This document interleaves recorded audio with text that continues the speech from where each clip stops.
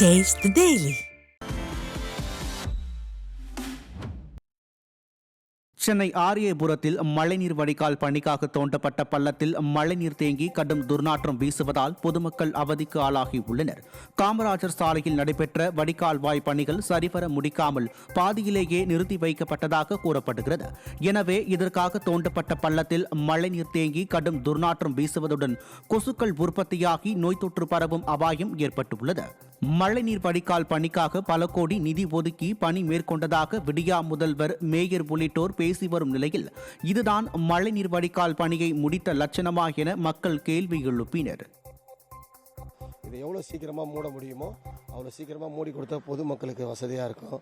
அது இல்லாமல் குடிநீர் குழாய் அது உடஞ்சிருது, கழிவுநீர் குழாய் உடஞ்சிருது. அவங்க போட்டு தந்தால் கூட தாமதமாக போட்டு கொடுக்குறாங்க. அதனால் கொசு பரவி மக்களுக்கு தேவையில்லாத ஒரு பிரச்சனைகள் உண்டாகுது. இனி வரும் காலம் மழை காலன்றதால எவ்வளோ சீக்கிரமாக முடியுமோ அவ்வளோ சீக்கிரமாக போட்டு கொடுத்தாங்கன்னா நல்லாயிருக்கும். அதுவும் இல்லாமல் இந்த ஏரியாவில் குறுகலான சாலை இருக்கிறதால போக்குவரத்து நெரிசல் ஏற்பட்டு குழந்தைங்க ஸ்கூலுக்கு போகிறப்போ இதெல்லாம் ரொம்ப பிரச்சனையாக இருக்குது. காஞ்சிபுரம் தேவராஜ பெருமாள் திருக்கோவிலில் தங்கம் மற்றும் வெள்ளி பள்ளி தகடுகள் மாயமானதாக குற்றச்சாட்டு எழுந்துள்ளது. தேவராஜ பெருமாள் கோவிலில் புனரமைப்பு பணியின் போது பழமையான தங்கம் மற்றும் வெள்ளியாலான பள்ளி சிலைகள் காணாமல் போயுள்ளதாக புகார் கூறப்படுகிறது. மேலும் தற்போதுள்ள பள்ளி சிலைகள் தேய்ந்து போனதால் கோவில் நிர்வாகம் மாற்ற முயற்சிப்பதாகவும் சொல்லப்படுகிறது. இதுகுறித்த புகாரின் பேரில் சிலை கடத்தல் தடுப்பு பிரிவு அதிகாரிகள் விசாரித்தனர். ஸ்டாலின் ஆட்சியின் அறநிலையத்துறையினர் விரைவில் உண்மைகளை வெளிக்கொண்டு வர வேண்டுமென பக்தர்கள் வலியுறுத்தியுள்ளனர்.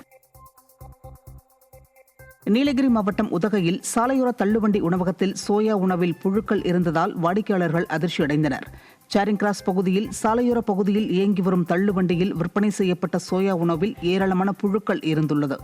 இதுகுறித்து வாடிக்கையாளர்கள் கடை உரிமையாளரிடம் வாக்குவாதத்தில் ஈடுபட்டதால் பரபரப்பு ஏற்பட்டது. இதுகுறித்து புகார் அளித்தும் விடிய அரசின் உணவு பாதுகாப்புத்துறை அதிகாரிகள் சம்பவ இடத்திற்கு வராமல் அலட்சியமாக இருந்தது அப்பகுதி மக்களை அதிர்ச்சியில் ஆழ்த்தியது. நாகை மாவட்டம் திருமருகல் கிராமத்தில் உள்ள அரசு பள்ளியை பிரதான சாலையுடன் இணைக்கும் சிமெண்ட் சாலை சேதமடைந்துள்ளதால் மாணவர்கள் அவதிக்காளாகியுள்ளனர். கடந்த 2 ஆண்டுகளுக்கு முன்பு போடப்பட்ட இந்த சாலை கடுமையாக சேதமடைந்து ஜல்லிக்கற்கள் பெயர்ந்துள்ளதால் பள்ளி மாணவர்களும் அருகில் உள்ள கோவிலுக்கு செல்லும் பக்தர்களும் சிரமப்படுவதாக கூறப்படுகிறது. ஆட்சி பொறுப்பேற்று 4.5 ஆண்டுகளை கடந்தும் மக்களின் அடிப்படை தேவைகளான சாலை, குடிநீர் உள்ளிட்ட வசதிகளை நிறைவேற்ற முடியாத நிலையில் விடியா திமுக ஆட்சி நடைபெறுவதாக மக்கள் குற்றம் சாட்டுகின்றனர்.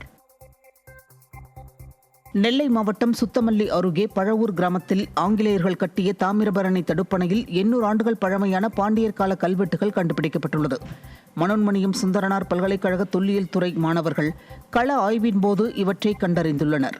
இவை பிராமணர்களுக்கு நிலதானம் கொடுத்ததை குறிப்பிடுவதாகவும் கடந்த 200 ஆண்டுகளுக்கு முன்பு இப்பகுதியில் இடிந்து கிடந்த பாண்டியர் கால கோவில்கள் மற்றும் மண்டபங்களில் இருந்த கல் தூண்களை எடுத்து வந்து ஆங்கிலேயர்கள் தடுப்பணையை கட்டியதாகவும் மாணவர்கள் தெரிவித்தனர்.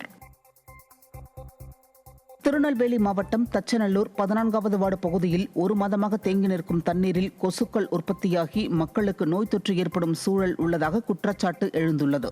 அப்பகுதியில் துர்நாற்றம் வீசுவதால் வீட்டை விட்டு வெளியே வர முடியவில்லை என வேதனை தெரிவிக்கும் மக்கள் இதுகுறித்து விடிய அரசின் மாநகராட்சி நிர்வாகத்திடம் பலமுறை முறையிட்டும் எந்த பலனும் இல்லை என குற்றம் சாட்டினர்.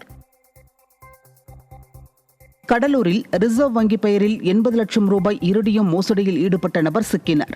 பன்ருட்டி பகுதியில் சதீஷ்குமார் என்பவர் இந்திய ரிசர்வ் வங்கியின் பேரில் அறக்கட்டளை நடத்தி வருபவர்களை தனக்கு தெரியும் என்றும் அவர்கள் மூலம் இரிடியம் விற்பனை செய்தால் வெளிநாடுகளிலிருந்து கோடிக்கணக்கில் பணம் வரும் என்றும் கூறி பலரை ஏமாற்றியதாக தெரிகிறது. இதுகுறித்த புகாரின் பேரில் சதீஷ்குமார் சிக்கினார். ஸ்டாலின் ஆட்சியில் மோசடி சம்பவங்கள் அதிகரித்து